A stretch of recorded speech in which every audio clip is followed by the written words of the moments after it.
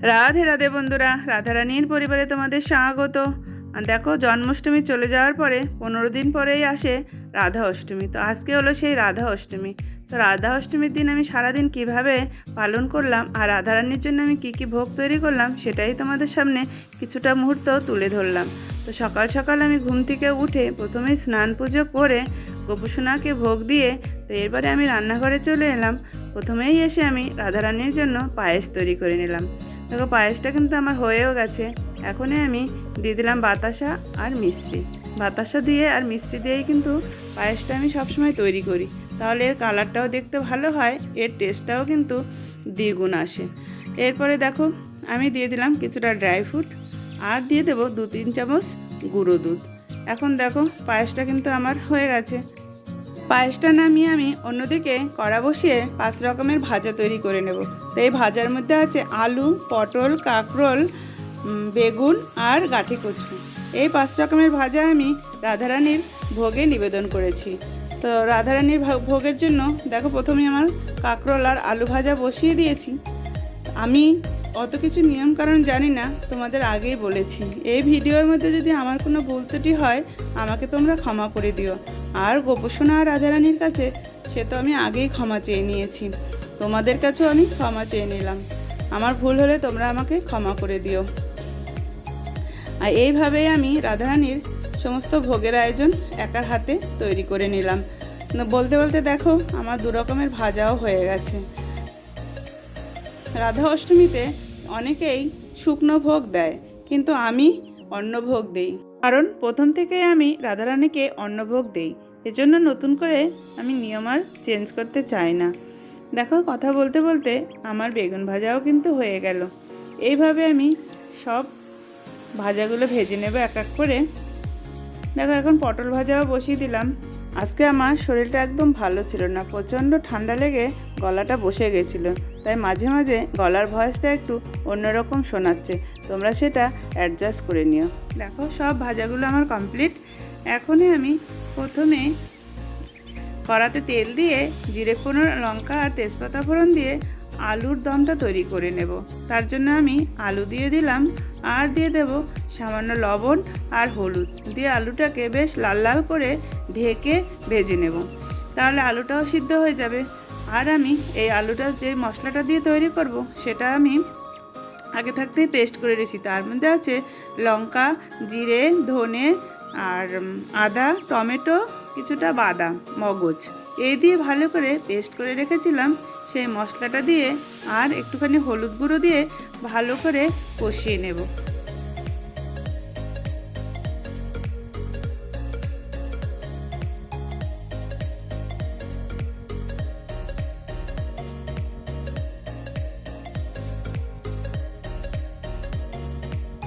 দেখো, আলু আর মশলাটা কিন্তু ভালো করে কষানো হয়ে গেছে। এইবারে আমি পরিমাণ মতো জল দিয়ে দেবো। খুব বেশি জলের প্রয়োজন হবে না, কারণ আলুটা সিদ্ধ হয়ে গেছে ভাজার সময়। এবারে আমি পরিমাণ মতো লবণ দিয়ে দেব। লবণ দিয়ে দেখো, আলুটা কিন্তু ভালো ফুটে উঠেছে। এখনই আমি ঘি গরম মশলা দেব। আলুর দমটা কিন্তু আমার রেডি হয়ে গেছে। তোমরা যত তাড়াতাড়ি দেখছো তত তাড়াতাড়ি কিন্তু আমি রান্না শেষ করতে পারিনি, আমার কিন্তু অনেক সময় লেগেছে। দেখো, ঘি গরম মশলা দিলাম আর আলুর তরকারিটা কিন্তু আমার একদম রেডি। এখন আমি এই আলুর তরকারি সরিয়ে দেখে প্যান বসিয়ে দিলাম, দিয়ে 1 চামচ ঘি দিয়ে দিলাম। দিয়ে এখনই আমি সিমুইটা তৈরি করে নেব। সিমুইটা আমি ঘি দিয়ে ভালো করে ভেজে নেব। এদিকে ঘি দিয়ে সিমুইটা ভেজে নিচ্ছি, আর অন্যদিকে আমি কড়াতে দুধ বসিয়ে দিয়েছি।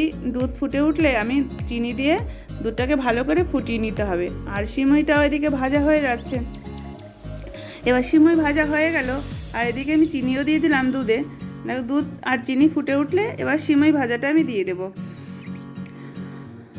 সিমই ভাজা দিয়ে একটু নেড়েচেড়ে সিমইটা যখন সিদ্ধ হয়ে যাবে, আর কিছুটা ড্রাই ফ্রুট ঘি দিয়ে ভেজে সেটাও আমি সিমইতে দিয়ে দিলাম। দেখো, সিমইটাও কিন্তু আমার হয়ে গেল। এখন আমি রাধারানীর সবচেয়ে প্রিয় রেসিপি রান্না করব, সেটা হলো দই গাঠি কচু। দেখো, প্রথমে কড়াতে তেল দিয়ে নুন হলুদ দিয়ে গাঠি কচুকে ভালো করে ভেজে নিলাম। এখন আমি তেল আর লঙ্কা, জিরে, তেজপাতা ফোড়ন দিয়ে মশলা দিয়ে ভালো করে কষিয়ে নেব। এই মশলার মধ্যে আছে লঙ্কা, জিরে, হলুদ, মগজ, আদা, টমেটো। এবারে আমি দিয়ে দেবো 3 চামচের মতো টক দই। টক দই দিয়ে ভালো করে মশলাটাকে কষিয়ে নিতে হবে। তোমরা কিন্তু এই টক দই দেওয়ার পরে মশলাটাকে ভালো করে নাড়তে থাকবে, আর না হলে কিন্তু টক দইটা ফেটে যাওয়ার চান্স থাকে। ভালো করে মশলাটাকে কষিয়ে ভেজে রাখা গাঁঠি কচুগুলোকে দিয়ে দেবো, কারণ গাঁঠি কচুটা যখন আমি ভেজেছি তখনই কিন্তু গাঁঠি কচুটা বেশ সিদ্ধ হয়ে গেছে। এখন আমি দিয়ে দেবো পরিমাণ মতো লবণ। লবণ দিয়ে গাঁঠি কচুটা একটু সিদ্ধ হতে দিতে হবে। তারপরে আমি দিয়ে দেবো স্বাদ মতো একটু চিনি, আর দেবো গরম মশলা। এবারে আমি দিয়ে দিলাম একটু ঘি। এখন একটা কাঁচা লঙ্কা চেরা দিয়ে দেখো গাঁঠি কচুর রেসিপি কিন্তু আমার একদম তৈরি। এই রেসিপিটা কিন্তু রাধারানীর খুব প্রিয় রেসিপি। এবারে আমি প্যান বসিয়ে দিলাম, প্যানে দিয়ে দিলাম সামান্য তেল আর একটা শুকনো লঙ্কা আর পাঁচফোড়ন। এখন আমি চাটনিটা তৈরি করে নেব। দেখো ফোড়নটা ভাজা হয়ে গেলে দিয়ে দিলাম সামান্য হলুদ, এটা দিলাম কালারের জন্য, চাটনিতে বেশ সুন্দর একটা কালার আসবে। এখন আমি দিয়ে দিলাম টমেটো আর দিয়ে দিলাম সামান্য লবণ। এখন এই টমেটো ভালো করে সিদ্ধ হতে দিতে হবে। দেখো টমেটোগুলো সিদ্ধ হয়ে গেছে। এখন আমি 2 চামচের মতো চিনি দিয়ে দিলাম আর কিছুটা বাদাম আর কিশমিশ দিয়ে দিলাম। টমেটোর চাটনি কিন্তু আমার পুরোপুরি রেডি। এই দেখো চাটনি আমি এবার নামিয়ে রাখলাম। এখন আমি তৈরি করে নেব। কড়া বসিয়ে মুগ ডালটাকে পুরো ভালো করে ভেজে নেব। মুগ ডালটা ভাজা হয়ে গেলে জল দিয়ে ভালো করে মুগ ডালটাকে ধুয়ে নিতে হবে। ধুয়ে আবার জল দিয়ে মুগ ডালটাকে সিদ্ধ বসিয়ে দিতে হবে। যতক্ষণে মুগ ডালটা সিদ্ধ হচ্ছে দেখো সিদ্ধ হয়ে গেলে এইবারে সামান্য পরিমাণে হলুদ আর পরিমাণ মতো লবণ দিয়ে দিতে হবে। দিয়ে ভালো করে ডালটাকে আর একটু ফুটতে দিতে হবে। আর অন্যদিকে আমি তৈরি করে নেব ডালের ফোড়নটা। এই ডালটা কিন্তু আমি মশলা ডাল তৈরি করছি। এখন আমি অন্যদিকে প্যান বসিয়ে দিয়ে দিলাম তেজপাতা, লঙ্কা আর জিরে ফোড়ন।